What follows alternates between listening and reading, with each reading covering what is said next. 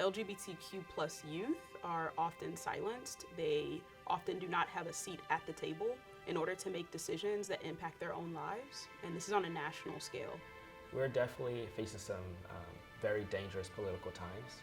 The current administration's constant pullbacks on rights of pretty much everybody. There's a lot of violence towards people in many communities, including the African American community right now, with the rise of white nationalism and racism and the violence against LGBT communities, specifically transgender individuals. And particularly trans women of color, and there's no really media or public outrage about that.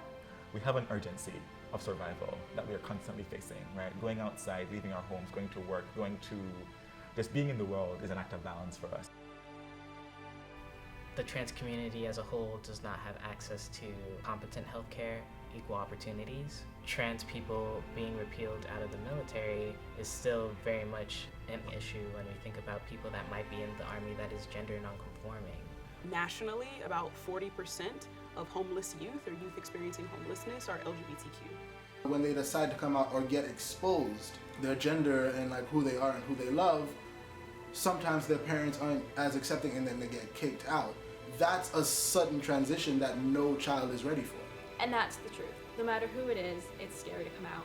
Studies show that kids who have parental support are less likely to self-harm or commit suicide. LGBTQ students, about 40% of them are dealing with suicidal ideation. Statistically, we know that the feelings of hopelessness and the emotion for the students can be quite serious.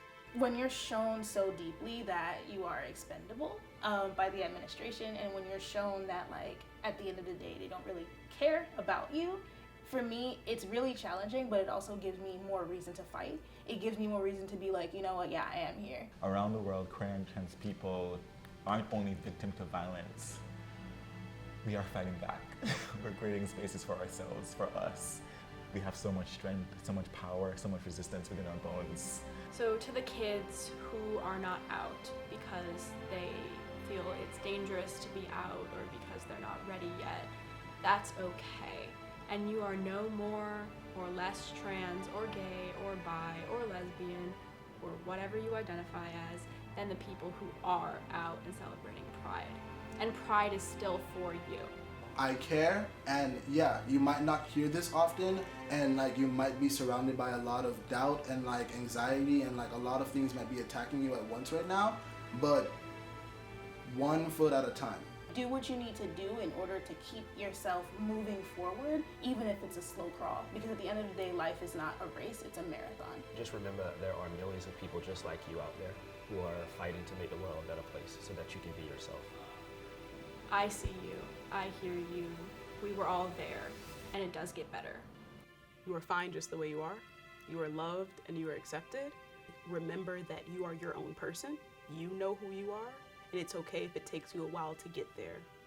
You're everything that the ancestors have been wanting to create, and you're definitely meant to be here for a reason.